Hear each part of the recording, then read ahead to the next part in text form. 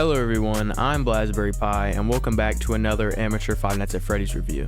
First, I want to start off by thanking everyone who liked the tier list video I made the other day.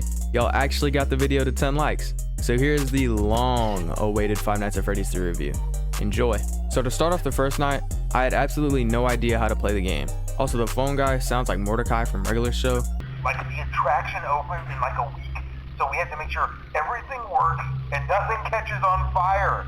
But anyways, literally nothing happened to me and I got to 6 o'clock, so it was a piece of cake. Afterward, it put me into this mini game thing where I was playing as Freddy and I had to follow this weird purple Freddy, which led me to this room where the purple guy came and killed me. On night 2, things were starting to pick up a little bit. At 3 a.m., Springtrap showed up at my window, so I went to go check the cameras and I got jump scared by Phantom Balloon Boy, which made my ventilation have an error.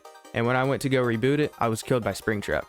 On my second try, I was doing okay until 5 a.m. where Springtrap was peeking at me from the side of the doorway, so I decided to check the cameras and he dashed into my room and killed me. I died a couple more times and then I was able to beat it.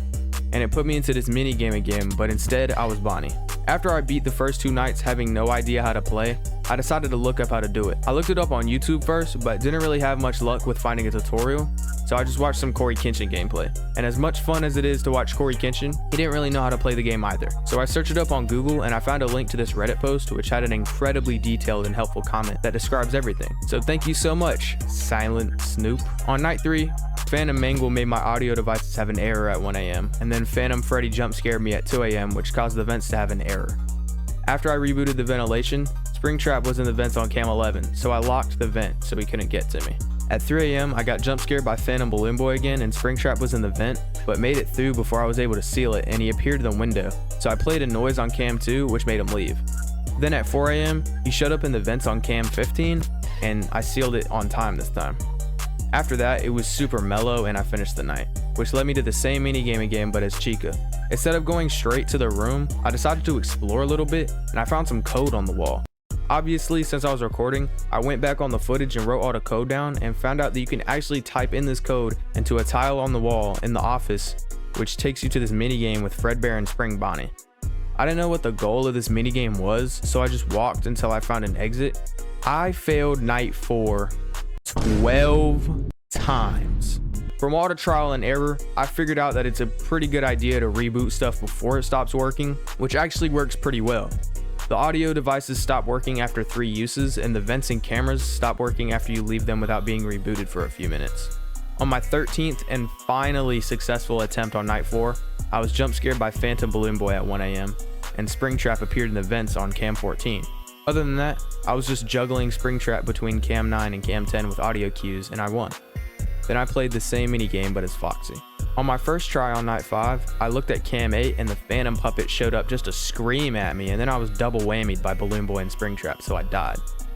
I actually only failed 2 more times before I completed it.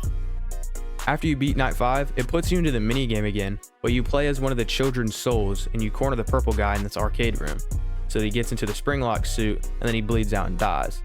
Since I didn't know any of the secrets and minigames in this game, I got the bad ending. Once I came back to the title screen, I had a single star which indicates the completion of the game. I'm pretty sure there are 2 other stars that you can obtain.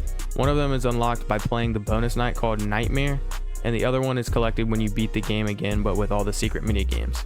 Truthfully, I didn't really feel like getting the other 2 stars because number 1, I'm lazy, and number 2, I didn't do any of the bonus stuff in the first 2 games either. So sorry to anyone that might have been looking forward to that. Anyways, in conclusion, I actually really like FNAF 3 and it was much different from the first 2 games since there's technically only one animatronic since all the others are phantoms. I also really like how you have to use your cameras in this game. In the first 2, you didn't really have to rely on the cameras at all, unless you count on having to wind up the music box in FNAF 2. All in all, I really enjoyed this game. It felt way more skill based than luck based like the last 2. Even though it took a little bit of getting used to the mechanics in FNAF 3, it's pretty fun to play. And I also just really love Springtrap. But yeah, that's pretty much it. So thank you all so much for watching. Make sure to like and subscribe for more videos. And I'll make a FNAF 4 review if this video gets 15 likes. Peace out and take it easy.